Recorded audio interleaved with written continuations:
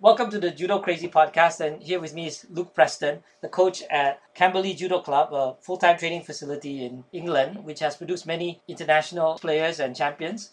Luke, in every World Championships, there are noticeable trends that are clearly observable, and I guess in today's podcast, let's go through some of the more obvious trends that we noticed at the World Championships. Yeah. We'll start off with throws. One of the throws that I saw a lot of was Uranagi. Yeah, I did notice it, and I think, to be honest, it's coming in probably a lot more because of the adaptation to the rules, especially as a counter. You know, you can't counter anybody with Tegurima anymore. That's right. Uranagi's coming in possibly as a substitute, and at the beginning, I think when the rules changed as well, people were pretty scared to go anywhere near the belt. Whereas now their hands are more accurate and they're taking the risk and they know they can go to the belt. It's interesting seeing players like Takato, a Japanese, doing Uranagi, which is not very common. There was a time when Uranagi was really done by the Eastern European players. Now it's really quite worldwide. The judo world is a small place in the sense that people train together quite a lot and different styles are picked up and they're integrated into individual athletes and integrated into individual countries' fighting systems quite quickly. I always find that interesting, how trends permeate the whole judo world. In the past 3 or 4 years, we've seen a lot of players do the reverse Uranagi. Yeah, definitely. Yeah, and that's a trend as well. So, and once something gets hold, it sort of like permeates the whole judo world. And I think that's what's happening with Uranagi. I think it possibly is. And, things like the reverse Uranagi, it looks fairly complicated, but it's not that difficult to throw to execute. And it's something you can execute quite fast and get big scores with. So people start cottoning onto it and starting to develop it. It is a good throw for opposite sides if you're right-handed and you're fighting a left-hander or someone in left stance and vice versa, and especially if they're bearing down on you. There's definitely quite a few Europeans that are good at that score now. P3 does it a lot, doesn't he? Lloyd P3. He's really good at it. Yeah, the interesting thing about that throw is that, at least from my perspective, I didn't see a whole lot of it in Chelyabinsk. It seems to be not as popular as it was in recent years. I think, like anything, it is. Sometimes it's a bit of a surprise attack, and maybe to some degree the element of surprise is no longer there. Yeah. Okay, moving on. The next obvious trend that I saw was hip throws. I mean, there was so many more hip throws being used than in recent years. So it's part of the judo evolving, I think, and it's part of a little bit by the way the rules have stopped certain throws, and other people have had to focus on throws that maybe they weren't going to focus on before the rules changed. Yeah.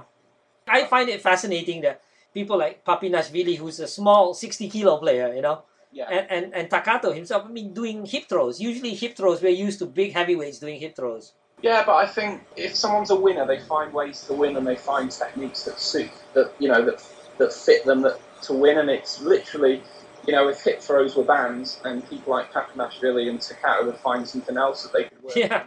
Work. It is the judo evolution, but it's also the fact with champions, and they evolve themselves, and they, even some of the women, the Portuguese, 57.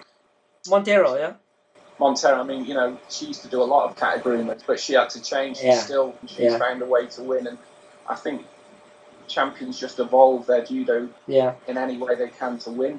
But why do you think hip throws are more popular now? I think it's because of the rules, but I also think the athletes are getting better, stronger, faster, fitter, and more skillful all the time, and I think the skill level just keeps going up and up, and the adaptation to the rules, they can deliver a lot of the throws that maybe before the 60-kilo guys were not concentrating on. Okay, moving on to the next one.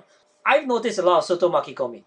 You see Zantaraya doing it. Iliades won the final using Soto makikomi. Alvier uses Soto makikomi.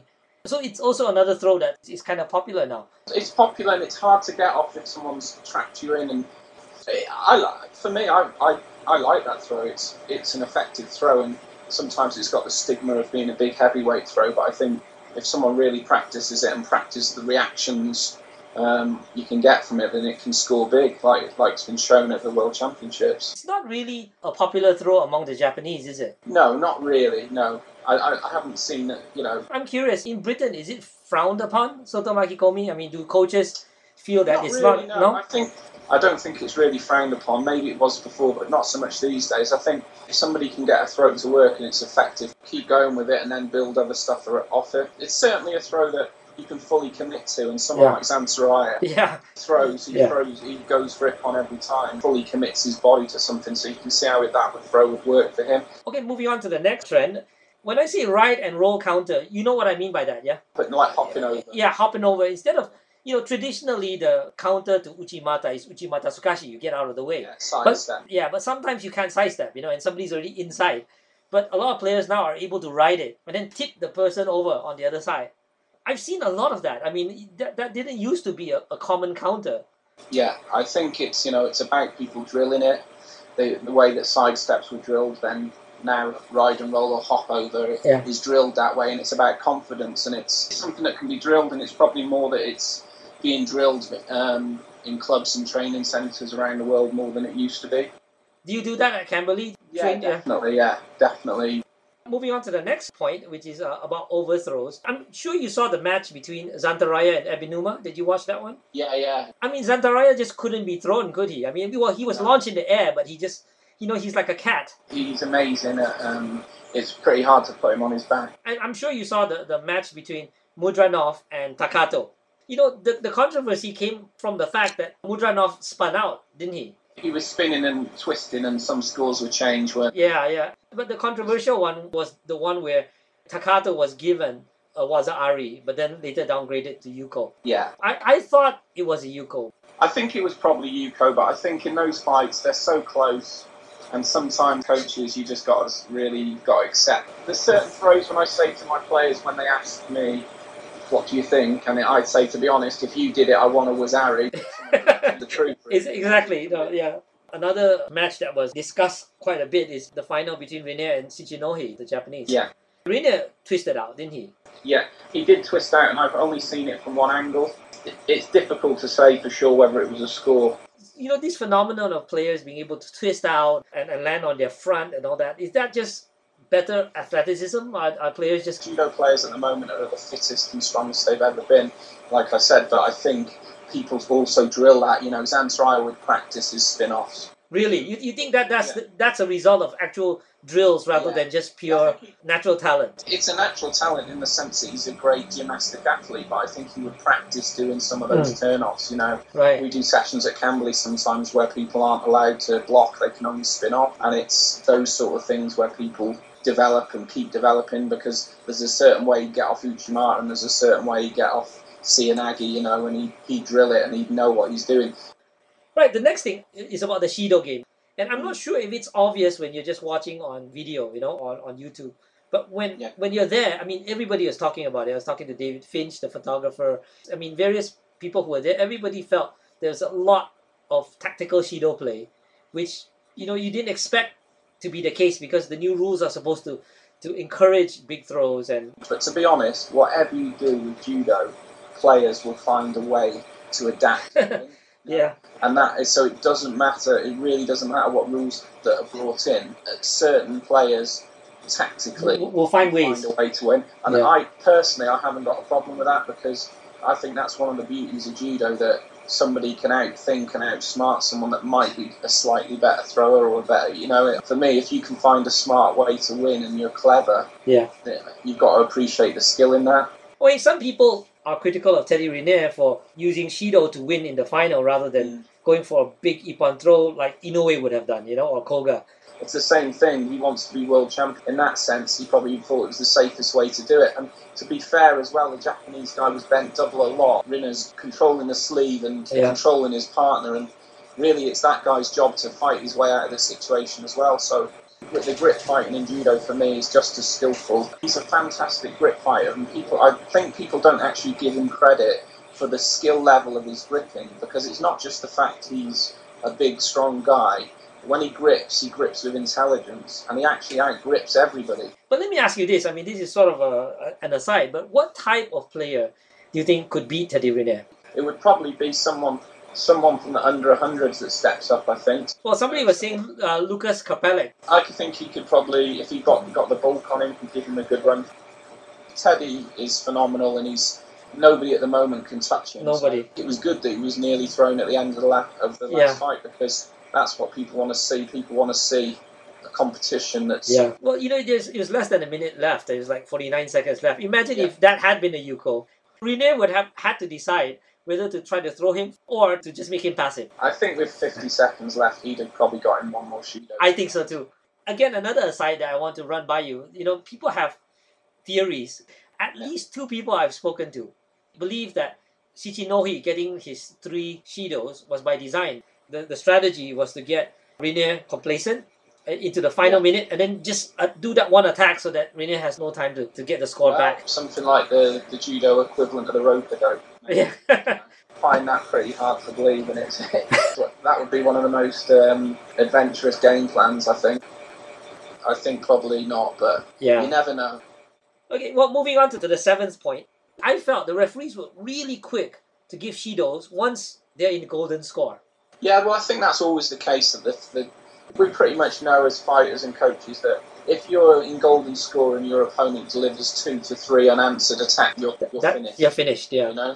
Okay, the other thing that a lot of sleeve tie-ups, I found, when people are grip fighting, they'll hold both sleeves and you just, get tied up. One guy's got your sleeve and you've got their sleeve. Yeah.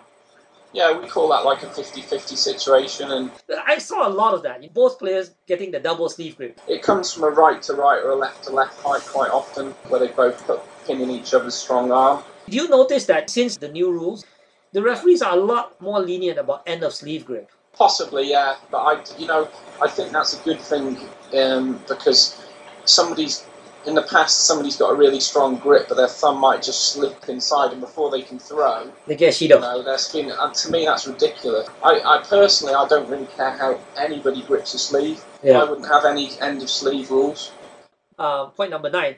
I felt referees were very strict about straying outside.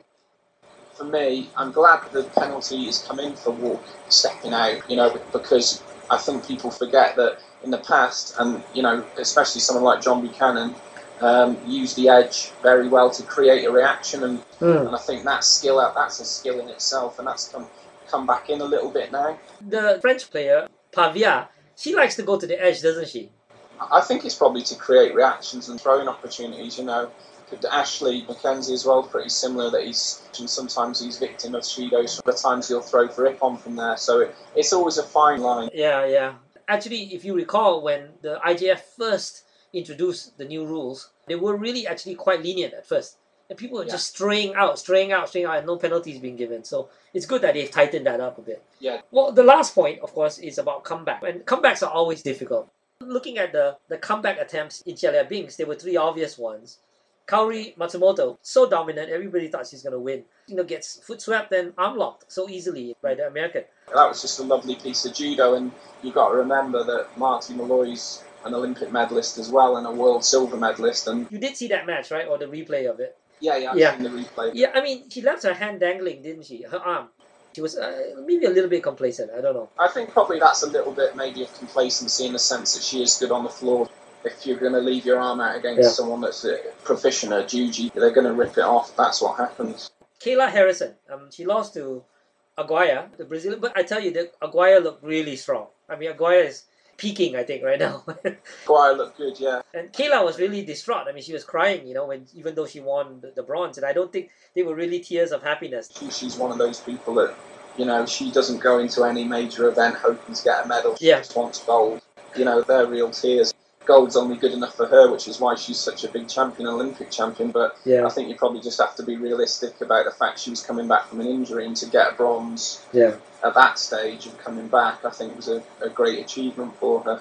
Well, the last comeback attempt was Russia's Tage Kaibulaev, who's a brilliant thrower. In this competition where, he didn't even get a bronze, he failed the medal. Well, again, it could just be rustiness, and it could, even the great champions sometimes have an off day, and he just seemed like he was outpowered, I mean, in the bronze medal fight, I think it was the German who just countered him, when he tried the Uranagi. The German's young and he's big and he's strong, but I think it's one of those things where he'll probably go back to the drawing board and they'll make a plan to keep developing him. Do you think he'll go on? I think he will. I don't think so? People are going to... I don't think that many people are going to stop mid-cycle now, you know. It's the beginning, obviously, of Olympic qualifying to begin for a few months, but I mean, it's 2 years from the Games, and I think if someone, not that many, will quit now, people will keep pushing through for the Rio Olympics. Right. Thank you very much, Luke, for this insightful conversation. No problems, mate. Yeah, and we'll do another one soon.